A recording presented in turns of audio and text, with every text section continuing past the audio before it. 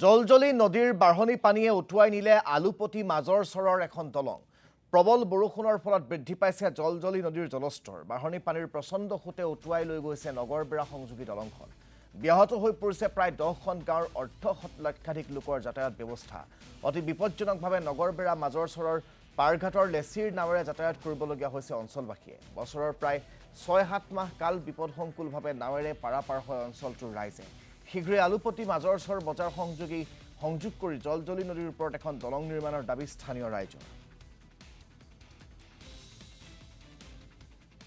হয়, যোৱা ৰাতি মানে বহুত বৰষুণৰ ফলত ঢলপানী নামি যোৱা ৰাতি আমাৰ নগৰ আলুপতি মাজৰ চৰৰ পৰা নগৰবেৰালৈ যোৱা দুখন দলং আছিল, তাৰে এখন দলং বহুত মানে বৰষুণ হোৱাৰ ফলত ঢলপানী নামি ৰাতাৰাতিৰ ভিতৰত এখন দলং উঠি যায়। তথাপিতো ৰাইজৰ মানে যাত্ৰী যাতায়াতৰ সুবিধাৰ্থে IWDৰ কৰ্মচাৰী প্লাছ আমি লেচিৰ ফালৰ পৰা যথেষ্ট চেষ্টা কৰি আছোঁ মানুহখিনিক মানে পাৰ কৰাৰ কাৰণে। অসুবিধা যথেষ্টভাৱে হৈছে, কিন্তু মানে উপায়ো নাই প্ৰাকৃতিক দুৰ্যোগৰ কাৰণে। আৰু আমাৰ বিশেষকৈ কথা হ'ল কি, চৰ অঞ্চলৰ মানুহখিনি বহুত জ্বালা যন্ত্ৰণাত ভুগি আছে।